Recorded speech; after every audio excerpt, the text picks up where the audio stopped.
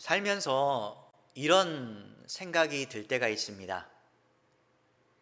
내가 지금 무엇을 위해서 살아가고 있지? 내 인생의 마지막은 어떻게 될까?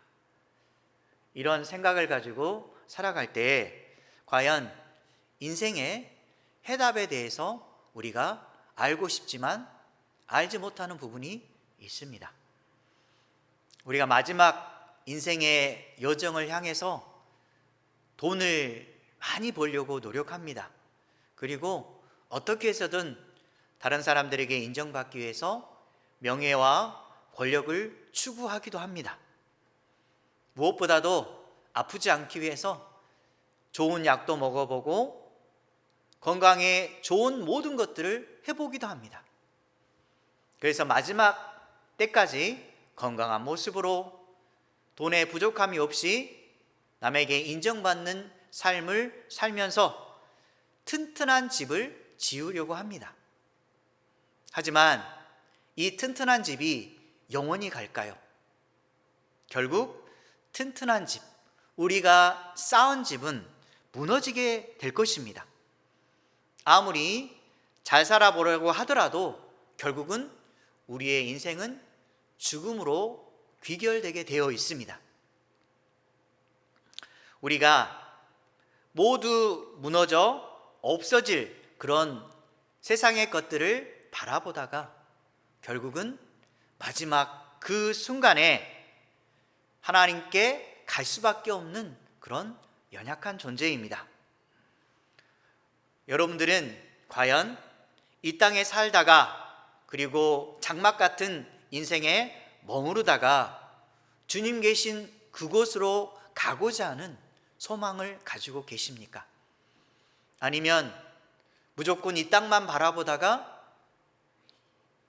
이 세상에 소망을 두고 마지막 순간까지 잘 살아보면서 여러분들이 과연 행복한 인생의 귀결로 끝나기를 원하십니까? 우리가 기억해야 될 것은 여러분과 저는 마지막은 결국 죽음이라는 사실입니다. 우리의 영원한 본향은 이 땅에 있는 것이 아니라 하나님 나라에 있습니다. 하나님 나라로 가는 날을 위해서 우리가 어떻게 살아가야 될지 말씀을 통해 살펴보도록 하겠습니다. 바울은 오늘 1절의 말씀처럼 육신의 몸을 장막집으로 묘사하고 있습니다. 이 땅의 장막집은 영원한 것이 아니라 일시적으로 결국 무너지게 되어 있습니다. 우리의 육체도 마찬가지로 늙고 병들 수밖에 없고 결국은 죽음을 맞이하게 됩니다. 여러분들이 어렸을 때의 모습과 지금 이 자리에 서신 모습은 아마도 다를 것입니다. 물론 젊은 층에 있으신 분들은 자신이 늙어간다는 생각에 대해서 결코 상상해 보지 않을 수도 있습니다. 하지만 세월을 많이 겪어본 사람들은 얼굴도 달라지고 손과 발 그리고 우리 육신 안에 있는 내장의 모든 소화기관 기타 모든 장기들이 늙고 병들어 가고 있다는 사실을 모두가 깨닫고 있습니다. 나는 결국 늙고 소멸되는 존재일 수밖에 없겠구나라는 생각이 들게 됩니다. 그래서 결국은 죽는다. 그런데 세상 사람들은 죽으면 모든 것이 끝난다라고 생각하는 사람들이 많이 있습니다. 과연 여러분들은 그렇게 생각합니까? 내가 죽으면 끝이다. 이렇게 생각하고 있습니까? 우리의 인생의 장막집이 무너지거나 곧 죽음을 맞이하게 된다면 하늘에 있는 영원한 집이 기다리고 있습니다. 우리는 오래된 몸, 죽을 수밖에 없는 몸, 결국 이 몸이 새 집을 얻게 됩니다. 하나님의 나라에 가면 우리는 이 육신의 몸은 사라지고 새 영원한 몸을 입게 되는데 그게 바로 영원한 집이라고 이렇게 나와 있습니다. 우리 민요 중인가 이런 말이 있을 겁니다. 노래 가사 중에 두꺼 봐 두꺼 봐 헌 집 줄게 새 집 달라라고 합니다. 우리의 헌 집 같은 육신의 장막은 사라지고 이제는 새 집 같은 하나님께서 주신 영원한 생명의 몸을 잊게 됩니다. 그게 바로 영원한 집인데 장차 덧입게 될 새로운 몸인 부활체를 가리키고 있습니다. 즉 우리의 육신은 주님으로 말미암아 거룩하고 새롭게 변화되게 될 것입니다. 그래야 해서 바울은 오늘 2절 말씀처럼 하늘로부터 오는 우리 처소로 덧입기를 간절히 사모한다라고 말하고 있는 것입니다. 외구가 이렇게 새 육신을, 새 처소를 덧입기를 간절히 바랄까요? 그것은 오늘 말씀처럼 벗은 자들처럼 되고 싶지 않아서입니다. 여기서 벗은 자들은 어떤 의미를 담고 있을까요? 구원받지 못한 자들이라고 우리가 알 수가 있습니다. 영원한 처소를 덧지 못한 그런 사람들, 결국 그들은 주님의 나라에 가는 것이 아니라 결국 하나님의 영원한 심판을 받게 될 것입니다. 구원을 받지 못하고 뜨거운 지옥불에 들어가는 안타까운 불쌍한 영혼이 되게 될 것입니다.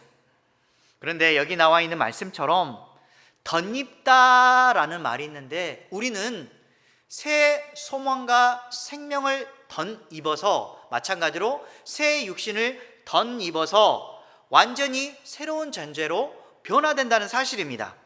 쉽게 얘기해서 영원한 생명이 죽음을 감싼다라는 표현입니다. 완전히 삼켜버리는 것입니다. 삶에서 육체로 살아갈 때에 삶의 고통과 아픔이 있습니다. 여러분들이 젊었을 때는 즐겁게 또한 육신의 건강함으로 말미암아 뛰놀고 행복하게 살았을 줄도 모릅니다. 하지만 인생의 나이를 먹으면서 팔도 아프고 다리도 아프고 소화도 잘 되지 않고 이빨은 쌩쌩하지 않고 그래야 해서 육신의 아픔을 느끼고 있을 것입니다. 육신의 고통으로 말미암아 우리는 말씀처럼 탄식할 수밖에 없습니다. 나이를 많이 먹으면 먹을수록 마지못해 살아간다라고 하시는 분들이 있습니다. 너무너무 육신의 고통이 크지만 진통제를 먹거나 아니면 주사나 여러 가지 병원 처방을 통해서 겨우 생명을 연장하는 그런 삶을 살기도 하는 것입니다. 과연 오래 사는 것이 행복할 것일까요? 건강한 모습으로 만약에 오랫동안 살아간다면 아마도 즐거울 수는 있습니다. 하지만 육체는 결국 소멸될 수밖에 없기 때문에 우리의 육신은 아픔으로 가득 찰 수밖에 없습니다. 육신의 아픔만 있을까요? 생을 살아가면서 많은 사람들과 관계를 맺고 여러 가지 문제로 말미암아 육신의 고통뿐만 아니라 정신적인 아픔도 많이 겪게 됩니다. 그럴 때마다 세월로 인한 그 아픔으로 눈물을 흘리기도 하고 뜻대로 되지 않는 것에 대해서 마음 아파하는 우리의 모습을 발견하게 됩니다. 그래서 우리는 마음의 아픔과 육신의 고통으로 인하여서 이제는 새로운 무엇인가를 찾기를 바라고 오직 하나님 나라에서 영원한 즐거움을 누리고 싶은 우리 안에 소망이 있는 것입니다. 영원한 생명을 누리는 부활체로서 이제는 영광스러운 삶을 살게 되기를 우리가 원하는 것입니다. 그러면 이런 삶을 살기 위해서 이 땅에서 어떤 마음을 가지고 살아야 될까요? 골로새서 3장 1절에서 2절 말씀 함께 읽도록 하겠습니다. 그러므로 너희가 그리스도와 함께 다시 살리심을 받았으면 위의 것을 찾으라. 거기는 그리스도께서 하나님 우편에 앉아 계시느니라. 위의 것을 생각하고 땅의 것을 생각하지 말라. 아멘. 우리는 자신도 모르게 땅만 바라보는 인생을 살아가게 됩니다. 주님께서는 땅의 헛된 것에 집착하지 말고 위의 것을 간절히 사모하며 살아가라고 말씀하십니다. 우리가 하늘을 좀 바라보는 인생을 살았으면 좋겠습니다. 이런 말을 하니까 요즘 들어서 비가 많이 와서 하늘 바라보는 게 두렵습니다 라고 하는데, 그것은 육적인 눈으로 바라보는 것입니다. 영적인 눈으로 바라보면 하늘에 대한 소망을 가지게 될 것이고, 이 땅만 바라보는 인생에서 하늘을 바라보는 그 순간 우리에게 소망이 넘치게 되고, 하나님께서 주신 그 기쁨으로 말미암아 우리 안에 쌓였던 모든 육체의 아픔과 그리고 인생의 모든 절망이 순식간에 사라지리라 믿습니다. 하나님께서 주신 그 소망과 사랑은 우리 안에 넘치면 넘칠수록 우리에게 인생의 기쁨을 주는 것입니다. 여러분들이 이제는 이 땅만 바라보는 것이 아니라 주님 나라에 대한 산 소망을 가지시고 주님을 바라보면서 하나님의 그 아름다운 나라에 대한 꿈을 꾸며 사는 저와 여러분 되시기 바랍니다. 이 땅은 결국 도둑이 와서 도둑질하고 우리의 모든 것을 다 가져갈 수도 있습니다. 그리고 우리가 쌓아놨던 모든 이 땅의 것들이 좀과 동록이 생겨서 다 갉아먹고 없어질 것으로 변할 수가 있습니다. 우리는 그렇다면 어디에 우리의 인생의 보물을 쌓아둬야 될까요? 바로 하나님 나라에 우리의 모든 보물을 쌓아둬야 합니다. 마태복음 6장 20절에서 21절 말씀 함께 읽겠습니다. 오직 너희를 위하여 보물을 하늘에 쌓아두라. 거기는 좀이나 동록이 해하지 못하며 도둑이 구멍을 뚫지도 못하고 도둑질도 못하느니라. 내 보물이 있는 곳에는 내 마음도 있느니라. 우리 인생의 보물인 하늘의 가치를 최우선으로 두고 하나님을 따르는 믿는 자의 인생을 사시기 바랍니다. 우리의 이 땅에 아무리 모든 보물을 숨겨놓을지라도, 땅속의 모든 것을 쟁겨놓을지라도 우리의 보물은 다 사라질 수밖에 없습니다. 하지만 하늘의 모든 보물을 쌓아두면 인생의 적립금처럼 주님 나라 갔을 때 하나님께서 이 모든 것을 다 인정해 주시고 주님과 함께하는 영원한 행복을 누리며 살아가게 될 것입니다. 하나님을 바라보고 인생의 보물을 하늘에 쌓아두는 저와 여러분 되시기 바랍니다. 그런데 우리가 이것을 알고 있음에도 불구하고 자꾸 인생의 가치를 이 땅에 두고 살아갑니다. 하나님 나라의 소망을 두고 살다가 조그만 어려움이 생기거나 어떤 일에 집중하다 보면 결국 인생에서 잘 살아보기 위해서 아둥바둥 살아가는 우리의 모습을 발견하게 됩니다. 분명히 하늘 가치가 가장 중요하다는 사실을 알고 있음에도 불구하고 우리의 눈이 이 세상에 소망을 두는 부족한 존재로 살아갈 수밖에 없습니다. 그래서 하나님께서 우리에게 주시는 분이 계십니다. 그분이 바로 성령 하나님이십니다. 성령 하나님이 우리 안에 찾아와 주셔서 이 땅에 살아가는 소망을 다시금 생각과 마음을 바꾸어서 주님께 소망을 두도록 우리의 마음을 잡아 이끄십니다. 그래서 성령 하나님께서 우리를 하나님의 자녀라는 사실을 보증해 주실 뿐만 아니라 이 땅에서 믿음으로 살아가도록 힘과 지혜를 공급해 주십니다. 성령님은 우리 미래의 영광을 약속해 주는 도장과도 같을 뿐만 아니라 우리의 보증 수포와 같은 그런 역할을 하는 것입니다. 그분이 우리 안에 내주하신다는 것은 하나님을 향한 인생의 여정을 앞으로도 계속해서 할 수 있다라는 보증 수포와 같고 분명한 증거라는 사실입니다. 결국 성령 하나님은 우리 안에 거하시면서 하나님을 기쁘시게 하는 사람으로 우리를 만들어가고 계속해서 인도해 주십니다. 그러면 하나님을 기쁘시게 하는 사람은 어떤 사람일까요?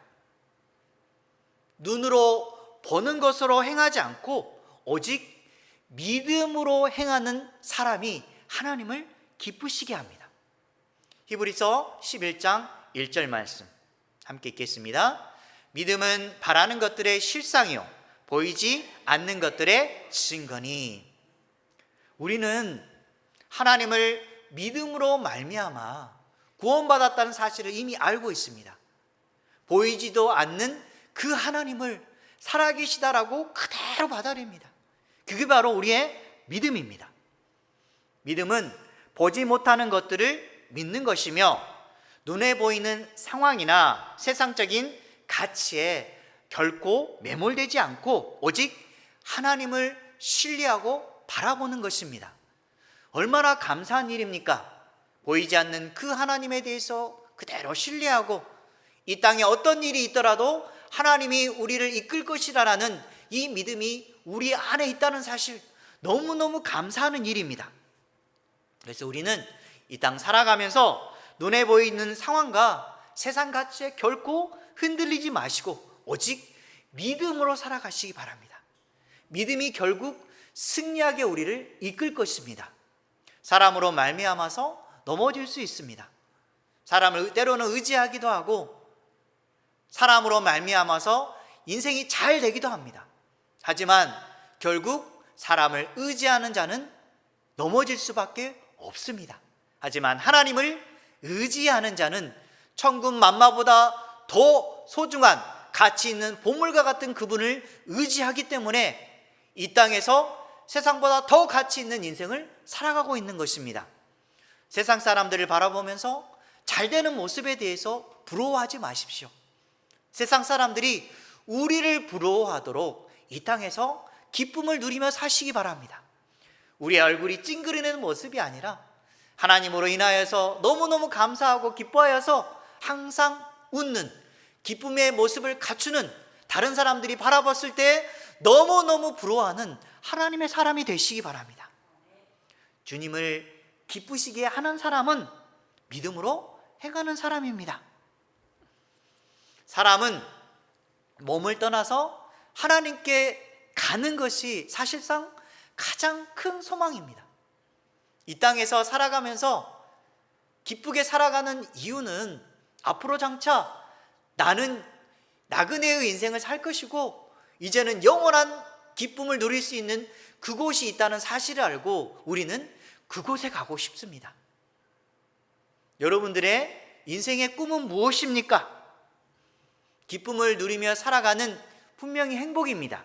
그 행복은 이 땅이 아닌 마지막 하나님의 나라에 있습니다. 그러나 아무리 우리가 주님의 나라를 가고 싶어도 우리 마음대로 되지 않습니다.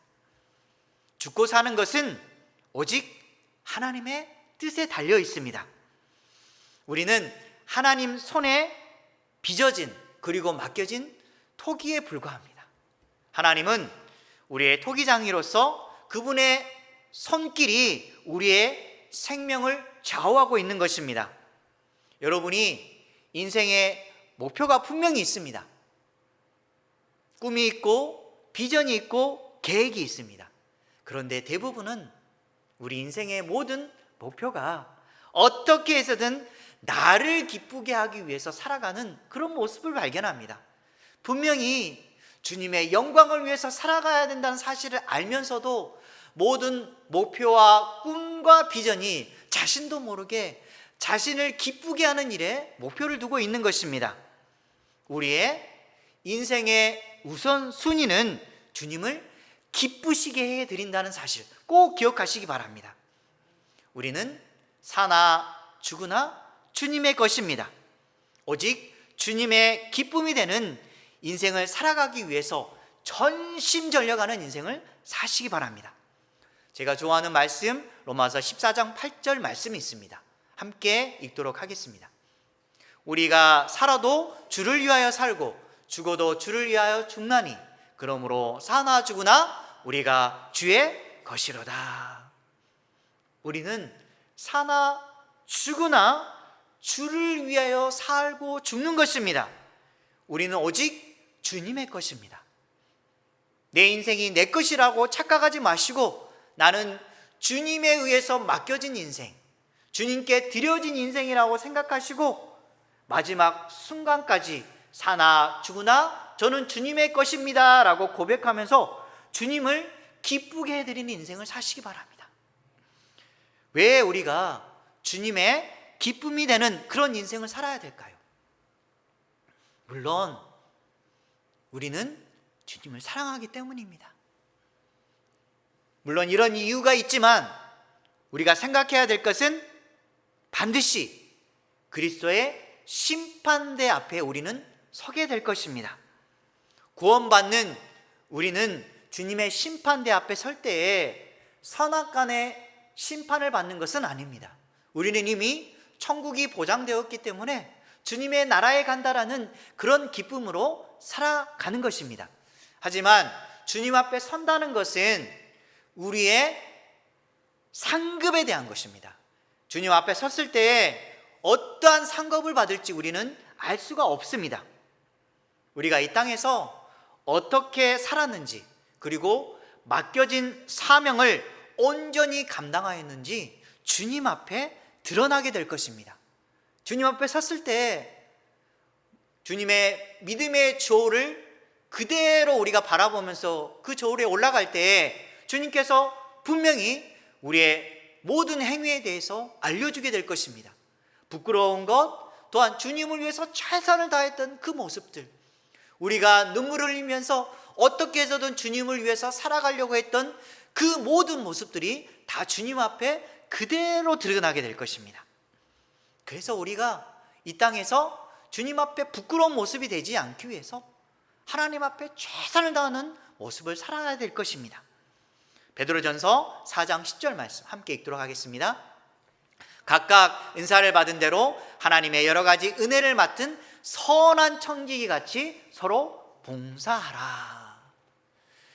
분명히 우리에게 맡겨진 양들이 있습니다. 그리고 맡겨진 그런 일들이 있습니다. 우리는 주님께서 주셨사오매 나의 맡겨진 양들을 최선을 다해서 주님을 위해서 살아가는 인생들로 또한 우리가 책임져서 그 생명을 살리는 사람이 되어야 되고, 또한 주어진 그 달란트를 가지고 최선을 다해서 내 일에 열심히 했을 때에 하나님께서 너무너무 기뻐하신다는 것입니다. 로버트 토마스라는 그런 선교사가 있었습니다.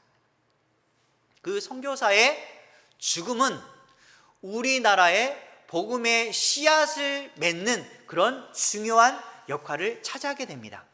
여러분도 한 번쯤 들어봤을 텐데 1866년에 제너럴 셔머너 사건이란 말을 들어봤을 것입니다.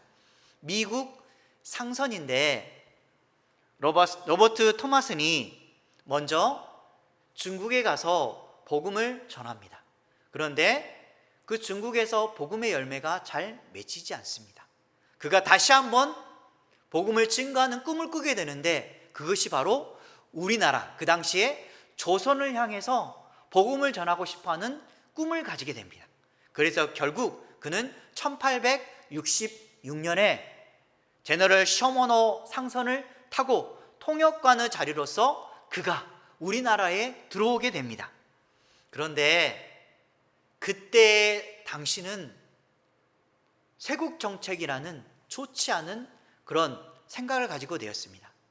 물론 우리나라의 입장에서는 외국인들이 침범하여서 우리나라를 몰락시킨다는 그런 생각을 가져서 이런 마음을 품을 수도 있었을 줄로 생각됩니다.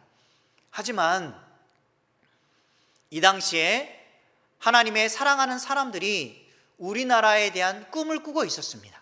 그래서 많은 선교사를 파견하게 되는데 그 중에서도 오늘 말씀과 연관된 토마스 선교사, 그는 한글로 자신들의 그 써놓은 그 성경을 번역하여서 토마스 선교사가 가방에 번역된 성경을 모두 다 집어넣습니다. 어떻게 해서든 한 권이라도 더 집어넣기 위해서 최선을 다해서 가방 안에 그 성경책을 들고서 복음을 전하기 위해서 준비된 자세로 있습니다. 그런데 우리나라가 정부가 저너럴 셔머너 이 배에 대해서 침략으로 간주하게 됩니다. 그래서 배를 불태우고 침몰시킵니다. 이때 그는 어떤 마음을 품었을까요? 어떻게 해서든 생명을 살리기 위해서 주님의 복음을 전해야 되는데, 성경책을 조선 사람들에게 주어야 되는데, 배는 불타고 죽음에 이를 것 같은 상황에 직면하게 됩니다. 그가 배에서 내려서 조선 사람들을 바라보게 됩니다. 위태한 그 순간에도 그는 성경을 들고서 주변에 있는 조선 사람들에게 성경을 건네주기 시작합니다. 그러면서 하는 말이 예수, 예수, 계속해서 예수님의 이름을 부릅니다. 그러나 결국 그는 주변에 있는 사람들로 인해서 죽음을 맞이하게 됩니다. 군중들의 손에 순교를 당하는 그런 모습을 우리가 발견하게 됩니다. 그때 그의 나이는 27세밖에 안 되었습니다. 그 젊은 나이에 목숨을 바쳐서 주님을 증거하는 인생을 살았던 것입니다. 그런데 그가 건네주었던 그 성경책이 놀라운 역사를 발휘하게 됩니다. 어느 한 사람이 자신의 집을 짓다가 그 성경책을 벽지로 바르게 됩니다. 벽지를 바르면서 그 성경책 내용을 읽는 순간 놀라운 역사가 임합니다. 그래야 해서 그 집이 최초의 교회가 됩니다. 평양에 최초의 교회가 세워지게 되고, 그리고 복음의 불씨가 생겨나다가 여러분 잘 아는 1907년도에 평양 대부흥의 역사가 임하게 됩니다. 결국 이 평양이 동양의 예루살렘이 되게 되는 것입니다. 성경 그 한 권을 두고 예수 예수라고 부름짓었던 그 토마스 선교사가 건네주었던 이 성경의 놀라운 역사가 하나님을 통해서 임하고 조선 땅에 불씨가 되어서 교회가 세워지고 평양 대부흥의 놀라운 역사가 임하는 하나님의 그 사랑하심이 조선의 땅에 임하는 것입니다. 그는 이런 말을 남겼다고 합니다. 나는 조선에서 죽더라도 복음을 전할 것이다. 주님께서 그 땅을 사랑하시기 때문이라. 그의 죽음은 헛되지 않았고 오늘 한국 교회의 뿌리로 남아있는 것입니다. 우리의 모든 인생은 결국 그리스도의 심판대 앞에 설 것입니다. 토마스 선교사처럼 주님을 섬기는 일꾼으로서 마지막 죽는 그 순간까지 선한 청지기의 사명을 다하는 저와 여러분 되시기 바랍니다. 그리야 했을 때 주님은 과연 어떻게 하실까요? 요한계시록 22장 12절 말씀 함께 읽겠습니다. 보라, 내가 속히 오리니 내가 줄 상이 내게 있어 각 사람에게 그가 행한 대로 갚아주리라. 그가 행한 대로 주님은 갚아준다라고 말씀합니다. 토마스 선교사가 흘렸던 그 눈물과 그의 죽음이 헛되지 않은 것처럼 우리의 삶의 모든 열매도 헛되지 않고 반드시 아름다운 열매를 맺으리라 믿습니다. 믿음과 충성으로 마지막까지 주어진 사명을 잘 감당하여서 축복의 상급을 맺으시기 바랍니다. 말씀을 정리하도록 하겠습니다. 세상 사람들은 한 번 죽으면 끝이라고 합니다. 만약 우리의 인생의 죽음으로만 끝난다면 우리가 믿는 믿음은 헛된 것에 불과할 것입니다. 우리의 삶이 끝나고 나면 하나님이 반드시 선악관에 심판하실 것입니다. 이 땅에서 사는 우리의 삶이 얼마 정도 남아있는지는 우리는 결코 알 수 없지만 우리의 차례도 반드시 오게 되어 있습니다. 그리고 우리는 그리스도의 심판대 앞에 설 것입니다. 땅의 헛된 것에 집착하지 말고 위의 것을 간절히 사모하며 사시기 바랍니다. 그리고 마지막 순간까지 선한 청지기의 사명을 잘 감당하셔서 하나님이 부르실 때 주님 제가 여기 있습니다 라고 기쁘고 감사한 마음으로 하나님의 나라에 가시기를 주님의 이름으로 간절히 축원합니다.